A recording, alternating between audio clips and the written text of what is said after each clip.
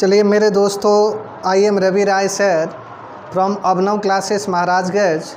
मेरे दोस्तों, आज मैं एक बहुत ही महत्वपूर्ण वीडियो को लेकर मैं आया हूं। आप सभी को पता है कि आज नरेशन पार्ट 3 के बारे में हम लोग डिस्कस करेंगे। मेरे दोस्तों, आपको पता है कि नरेशन के दौरान मैंने आपको बताया था कि change of other parts of speech, इसको ज़रा आप समझने की कोशिश करें मेरे दोस्तों।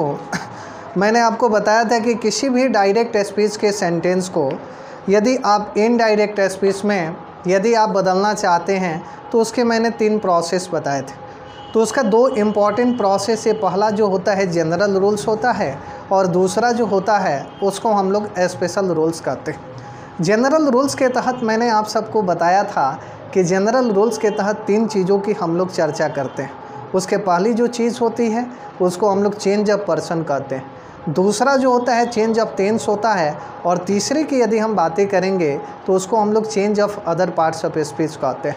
तो आज के इस वीडियो में हम लोग सीखेंगे change of other parts of speech, मतलब इसमें पार्ट्स ऑफ स्पीच के बारे में हमको ध्यान देना है। डायरेक्ट स्पीच में कुछ ऐसे शब्द होते हैं मेरे दोस्तों जो कि आपके नियरनेस को दिखाते हैं। नियरनेस का मतलब आपकी नज़दीकी को दिखाते हैं, और उसको दूरी सूचक शब्दों में यदि आपको बदलना है तो किस प्रकार से उसे आप दूरी सूचक शब्दों में बदल सकते हैं। तो आइए मेरे साथ बने रहिए और इस वीडियो को अंत तक आप देखना ना भूलें।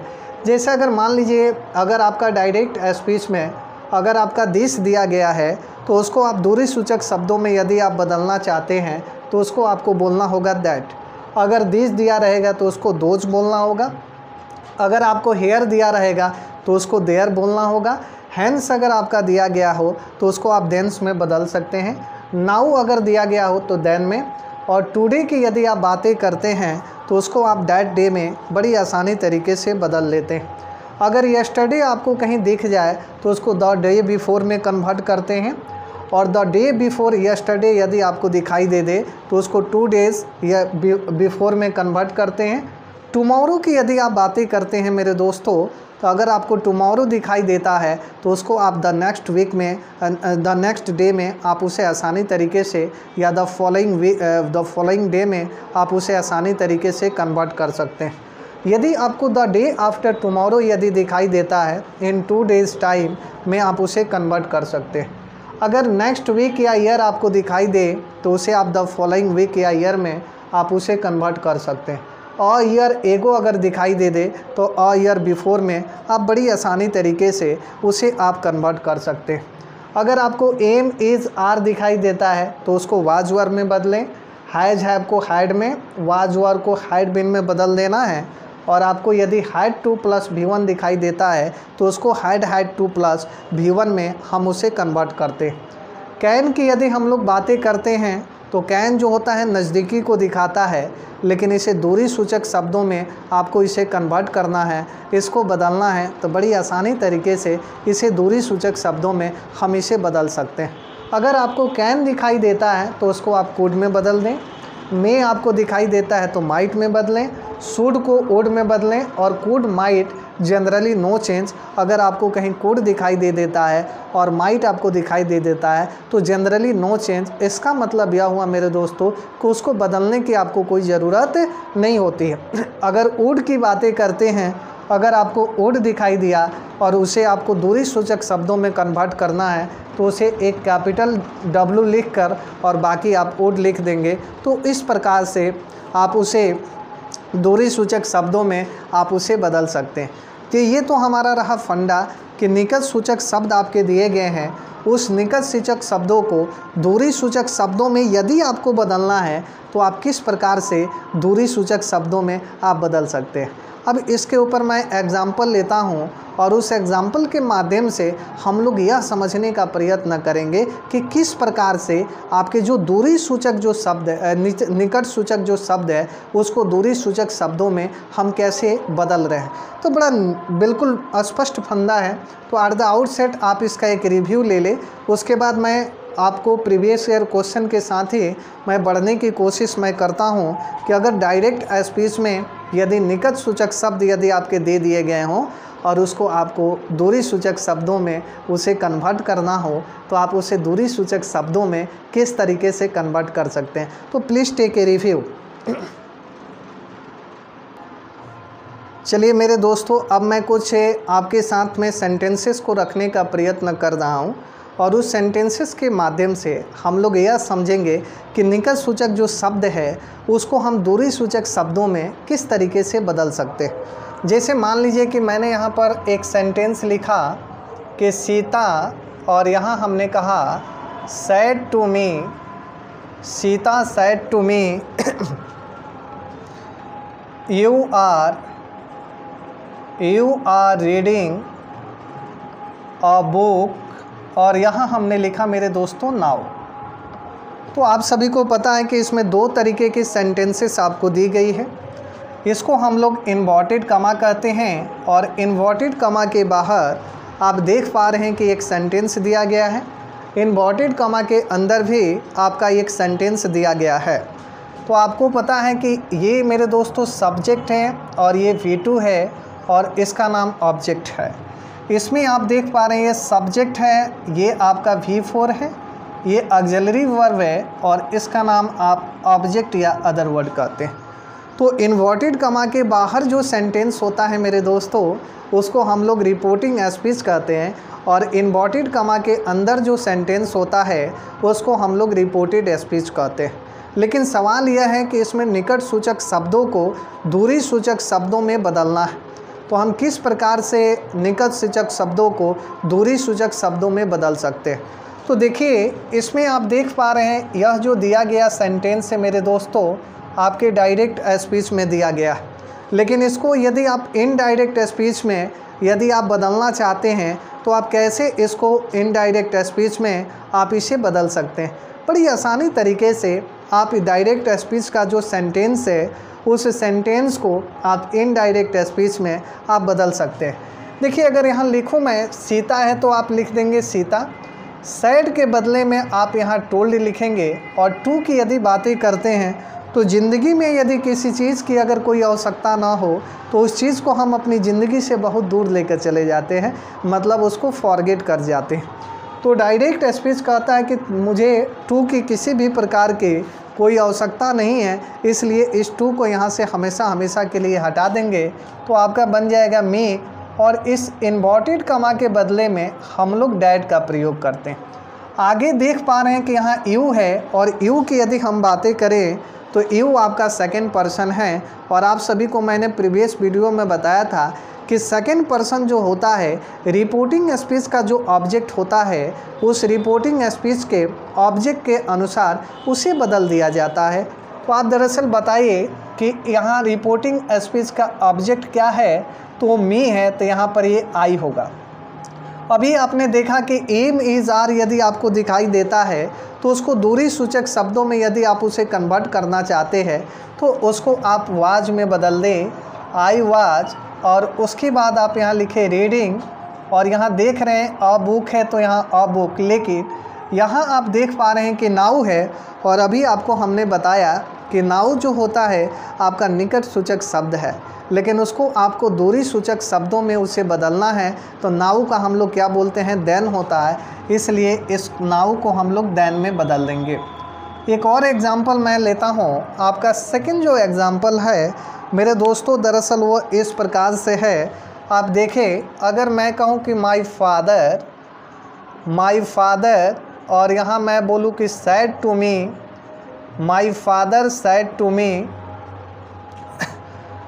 माई father said to me he is going to Delhi, और यहाँ मैं बोलूँ नाउ। तो मेरे दोस्तों आप देख पा रहे हैं कि यह इन्वर्टेड कमा है, और इस इन्वर्टेड कमा के बाहर एक सेंटेंस दिया गया है, और इस इन्वर्टेड कमा के अंदर भी आपका एक सेंटेंस दिया गया है। बड़े प्यारे तरीके से इस डायरेक्ट स्पीच का जो सेंटेंस है उस सेंटेंस को हम लोग इनडायरेक्ट स्पीच में हम लोग बदल सकते हैं।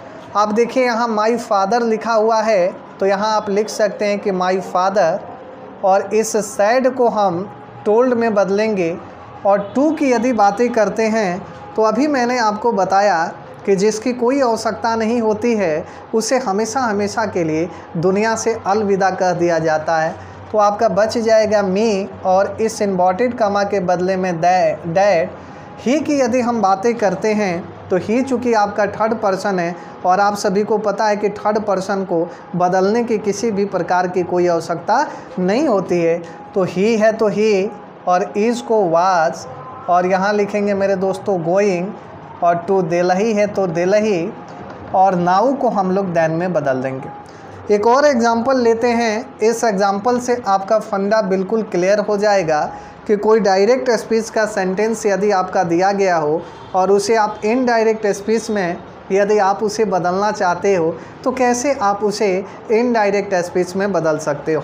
जैसे मैंने आपसे कहा कि they said to me you will go to market, और यहाँ मैं दोस्तों लिख दूँ टुमारो। ठीक है, आपने यहाँ देखा कि यह इन्वर्टेड कमा है और इस इन्वर्टेड कमा के बाहर भी आपका एक सेंटेंस दिया गया है और इस इन्वर्टेड कमा के अंदर भी आपका एक सेंटेंस दिया गया है। तो इसे आप इनडायरेक्ट में बदलें तो दे है तो आप यहाँ दे लिख देंगे और इस साइड को आप टोल्ड में बदल लेंगे। और टू की यदि आप बातें करते हैं तो टू की यहाँ पर किसी भी प्रकार से आवश्यकता नहीं है, और यहाँ मी है तो मी, और इन्वर्टेड कमा के बदले में आप डैड का प्रयोग कर सकते हैं। यहाँ आप देख पा रहे हैं कि यू जो है आपका सेकंड पर्सन है, और मैंने अभी आपको बताया कि जब आपका सेकंड पर्सन दिखाई देता है तो उसे रिपोर्टिंग स्पीच के ऑब्जेक्ट के अनुसार उसे हम लोग बदलते हैं। तो रिपोर्टिंग स्पीच की ऑब्जेक्ट की यदि हम बातें करते हैं तो यहाँ आप देख पा रहे हैं कि रिपोर्टिंग स्पीच का ऑब्जेक्ट मी है, तो यहाँ पर आई हो जाएगा, और विल को इसमें हम वुड में बदलेंगे, और गो टू मार्केट है तो गो टू मार्केट लिख देंगे। और अभी आपको पता है कि टुमारो को हम लोग द नेक्स्ट डे में बदलते हैं, तो यहाँ पर द नेक्स्ट डे लिख देंगे। तो ये वाला जो सेंटेंस है मेरे दोस्तों, यह सेंटेंस आपका इनडायरेक्ट स्पीच का सेंटेंस। अगर एक और सेंटेंस लेकर हम इसे समझते हैं, अगर हमने कहा कि Sita said to me you, और यहाँ मैं बोलूँ you went to Patna yesterday. मेरे दोस्तों इसको ज़रा आप समझने की कोशिश करें, ठीक है। तो ये आपका डायरेक्ट स्पीच का सेंटेंस है, और इस डायरेक्ट स्पीच के सेंटेंस को आपको इनडायरेक्ट स्पीच में आपको कन्वर्ट करना है। तो बड़ी आसानी तरीके से इस डायरेक्ट स्पीच के सेंटेंस को आप इनडायरेक्ट स्पीच में कन्वर्ट कर सकते हैं। अब देखिए सीता है तो यहाँ पर हम सीता लिखेंगे, और सैड के बदले में टोल्ड। टू की यदि हम लोग बातें करते हैं तो इस टू को यहाँ से हम लोग रिप्लेस कर देंगे, तो आपका बच जाएगा मी, यहाँ मी। और इन्वर्टेड कमा की यदि हम बातें करते हैं तो आप सभी को पता है कि इन्वर्टेड कमा के बदले में हम लोग डैड का प्रयोग करते हैं। तो इस इन्वर्टेड कमा के बदले में हम डैड का प्रयोग करेंगे। यू की जो बातें करते हैं यह आपका सेकंड पर्सन है, और सेकंड पर्सन कभी भी ऑब्जेक्ट के अनुसार, तो यहाँ आई हो जाएगा। और ये जो है आपका पास्ट में दिया गया है, तो इसको आप पास्ट परफेक्ट में बदल दें, तो आई हैड, और ये गॉन टू पटना, और यहाँ आप देख पा रहे हैं यस्टरडे है, तो यस्टरडे को द डे बिफोर में हम लोग कन्वर्ट कर देते हैं, द डे बिफोर में। तो मेरे दोस्तों मैं आशा करता हूँ कि आप इन तमाम चीज़ों डायरेक्ट स्पीच के जो सेंटेंस है जिसमें आपके निकट सूचक शब्द दिए गए हैं, उसको यदि आप दूरी सूचक शब्दों में यदि आपको बदलना है तो आप इस प्रकार से आप डायरेक्ट स्पीच के सेंटेंस को आप इनडायरेक्ट स्पीच में बदल सकते हैं। इसका ज़रा रिव्यू लीजिए, उसके बाद नेक्स्ट पॉइंट की तरफ चलते हैं। चलिए मेरे दोस्तों, इसके बाद मान के चलिए अगर आपका यूनिवर्सल ट्रूथ हो, यूनिवर्सल ट्रूथ का मतलब होता है एक वैसा स्टेटमेंट जो कि बिल्कुल सात्विक सत्य हो। उसको हम लोग यूनिवर्सल ट्रूथ के नाम से जानते हैं। अगर मान लीजिए कि किसी ने कहा कि सूर्य पूरब में उगता है और पश्चिम में डूबता है, तो मेरे दोस्तों ये क्या है? आपका यूनिवर्सल ट्रूथ। और मैं आपको बता दूं कि अगर यूनिवर्सल ट्रूथ हो और डायरेक्ट स्पीच में दिया गया हो, तो जब आप इनडायरेक्ट स्पीच में उसे बदलते हैं तो उसमें किसी भी प्रकार का कोई परिवर्तन आप ना करें। जैसे हमने एक सेंटेंस लिखा, हमने कहा आपसे कि ही सेड टू मी, और यहाँ लिखा हुआ है कि the sun arises in the east and यहाँ मैं लिख दूँ सेट्स इन द वेस्ट। मेरे दोस्तों इसको ज़रा आप समझने की कोशिश करें। यह जो लिखा हुआ सेंटेंस है, आपको क्या करना है कि इन्वर्टेड कॉमा को देखना है और इस इन्वर्टेड कॉमा के अंदर जो सेंटेंस है उसको आपको चेक कर लेना कि इन्वर्टेड कॉमा के अंदर वाला जो सेंटेंस है वह यूनिवर्सल ट्रूथ है या यूनिवर्सल ट्रूथ आपका नहीं है। तो आपको पता चला कि रिपोर्टेड स्पीच के अंदर वाला जो सेंटेंस है वह आपका यूनिवर्सल ट्रूथ है। तो इसमें आप इनडायरेक्ट स्पीच में जब आप इसको बदलने के लिए जाएं, उसमें आपको किसी भी प्रकार की कोई परिवर्तन की ज़रूरत नहीं होती है। जैसे मैं आपसे कहूँ ही है तो ही, असाइड को हम टोल्ड में बदलेंगे, और मी है तो मी, और इन्वर्टेड कॉमा के बदले में डैट। और चूँकि ये आपका यूनिवर्सल ट्रूथ है, तो अभी मैंने आपको बताया कि यूनिवर्सल ट्रूथ में किसी भी प्रकार की कोई परिवर्तन की आवश्यकता नहीं होती है। इसलिए इसको हम पूरी तरीके से लिख देंगे कि the sun arises in the east, और यहाँ मैं बोल सकता हूँ and sets in the west. एक और एग्ज़ाम्पल हम लोग लेते हैं। जैसे इसका दूसरा मैं एग्ज़ाम्पल ले रहा हूँ। आपका दूसरा एग्ज़ाम्पल यह है, जैसे मैं बोलूँ कि Ram said to me work is worship. मेरे दोस्तों इसको ज़रा आप समझने की कोशिश करें। ये आपका डायरेक्ट स्पीच का सेंटेंस है। तो मैंने आपसे कहा कि इन्वर्टेड कॉमा के अंदर आपको चले जाना है और इसको आपको चेक करके देखना है। तो आपने चेक किया तो आपको पता चला कि ये यूनिवर्सल ट्रूथ है, और मैंने आपको बताया कि यूनिवर्सल ट्रूथ में कभी भी किसी भी प्रकार के परिवर्तन की कोई ज़रूरत नहीं होती है। इसलिए इसमें हम कोई परिवर्तन नहीं करेंगे। यहाँ राम है तो राम, शैड को आप टोल्ड में बदल देंगे। यहाँ आप देख पा रहे हैं कि टू है, तो इसका जीवन में कोई मतलब नहीं है, इसको यहाँ से रिप्लेस कर दीजिए। मी है और इन्वर्टेड कॉमा के बदले में डैट, और इसमें आप किसी भी प्रकार का कोई आप परिवर्तन नहीं करेंगे। तो यहाँ पर हम क्या लिखेंगे? वर्क इज, और यहाँ हम लिखेंगे worship. Work is worship.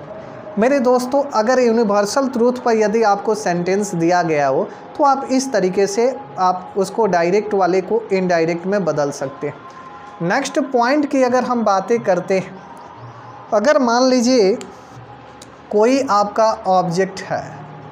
Object का मतलब होता है मेरे दोस्तों, इसको हम लोग वस्तु कहते हैं, और यह जो है रिपोर्टर के सामने यदि वो मौजूद हो तो उसको आप डैट में नहीं बदल सकते।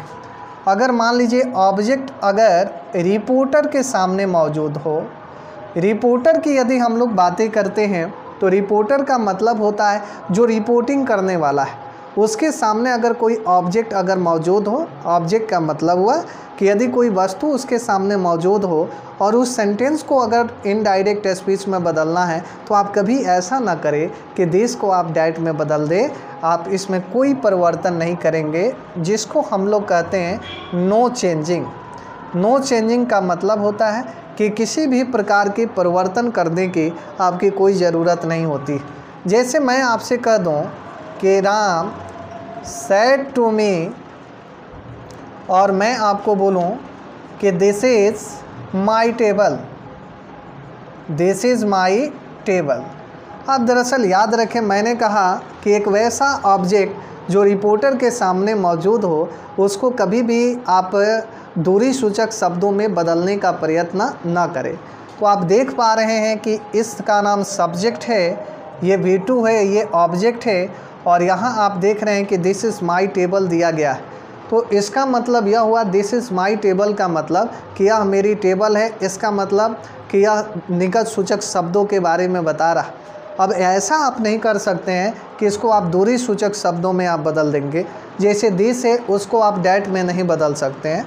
तो इसको यदि आप इनडायरेक्ट स्पीच में बदलना चाहते हैं तो आप कह सकते हैं कि राम टोल्ड, और यहाँ में, यहाँ आप देख पा रहे हैं कि इन्वर्टेड कमा है और उस इन्वर्टेड कमा के बदले में डैट लिखेंगे, और दिस है तो दिस ही लिखेंगे, और इस एज को हम लोग वाज में बदलेंगे। माई चूँकि आप देख पा रहे हैं कि यह फर्स्ट पर्सन का पॉसेसिव एडजेक्टिव है, तो आपको पता है कि माई जो बदलता है रिपोर्टिंग स्पीच के सब्जेक्ट के अनुसार। तो यहाँ आप देख पा रहे हैं कि रिपोर्टिंग स्पीच का जो सब्जेक्ट है वह आपका राम है, और राम के लिए एक प्रोनाउन का हम लोग प्रयोग करते हैं, दरअसल वह प्रोनाउन आपका ही होता है। तो यहाँ आप देख रहे हैं कि आई का पॉसेसिव एडजेक्टिव माई है, तो यहाँ ही का पॉसेसिव एडजेक्टिव क्या हो जाएगा, हिज टेबल। तो इस प्रकार से आप इसको इनडायरेक्ट स्पीच में बदल सकते हैं। इसका दूसरे एग्जाम्पल की यदि हम बातें करें तो मैंने यहाँ लिखा मेरे दोस्तों कि सीता सैड टू मी, ठीक है, और यहाँ मैं लिख दूँ कि this morning my brother has come, my brother has come. मेरे दोस्तों इसको ज़रा आप ध्यान में देखें, यहाँ आप देख पा रहे हैं कि दिस मॉर्निंग का प्रयोग किया गया है। तो दिस मॉर्निंग कहने से यह पता चलता है कि अभी वाली मॉर्निंग की बातें हो रही है। इसलिए इस प्रकार का जब भी आपको सेंटेंसेस मिले और उसको यदि आपको इनडायरेक्ट स्पीच में बदलना हो तो उसमें किसी भी प्रकार का कोई परिवर्तन हम नहीं करते हैं। जैसे इसको यदि इनडायरेक्ट स्पीच में बदलना हो तो सीता है तो सीता, सैड को आप टोल्ड में बदलें मी, और यहाँ आप देख पा रहे हैं कि इन्वर्टेड कमा है, और इस इन्वर्टेड कमा को बदले में हम यहाँ डैड का प्रयोग करेंगे, और यहाँ आप देख पा रहे हैं कि दिस मॉर्निंग है तो दिस मॉर्निंग लिख देंगे, और माई ब्रदर है तो माई ब्रदर ही लिखेंगे, और हैज़ को हम लोग हैड में बदल देंगे, और यहाँ कम। इस प्रकार से अगर किसी ने आपसे कहा कि इस सेंटेंस का नाम आप बताइए तो इस सेंटेंस का नाम आपका हुआ इनडायरेक्ट स्पीच। मेरे दोस्तों इसका रिव्यू लिए उसके बाद हम नेक्स्ट पॉइंट पर आते हैं। अगर मान लीजिए इसके नेक्स्ट पॉइंट की यदि हम लोग बातें करते हैं, यदि उसमें आपका ओके आ जाए, वेल आ जाए और यस जैसे शब्दों का प्रयोग करें, और इस डायरेक्ट स्पीच के सेंटेंस को यदि आपको इनडायरेक्ट स्पीच में बदलना हो तो आप उसे कैसे इनडायरेक्ट स्पीच में बदल सकते हैं। तो उसे बदलने का बिल्कुल सिंपल तरीका है और बड़ी आसानी तरीके से आप इस प्रकार के सेंटेंसेस को आप इनडायरेक्ट स्पीच में आप बदल सकते हैं। देखिए मैंने कहा कि सीता, और यहाँ हमने कहा said to me, Sita said to me okay, okay you have completed, और यहाँ मैंने कहा your work। इसको ज़रा आप ध्यान से देखें, मैंने आपको कहा कि जब भी रिपोर्टेड स्पीच के सेंटेंस में आपको ओके दिखाई देता है, वेल दिखाई देता है, यस दिखाई देता है, और उसको यदि आप इनडायरेक्ट स्पीच में यदि आप उसे बदलना चाहते हो तो इस प्रकार के जो शब्द आप देख रहे हैं, इस प्रकार के शब्द को आप हमेशा हमेशा के लिए लुप्त कर दीजिए।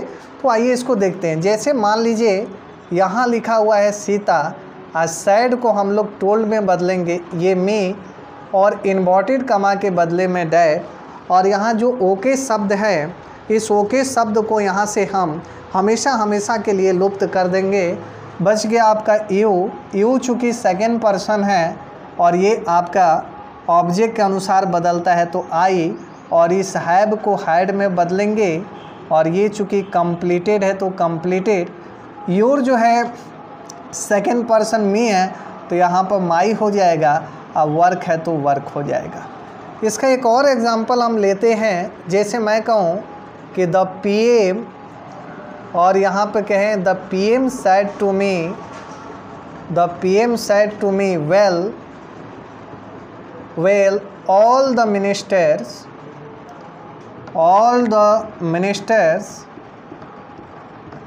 have completed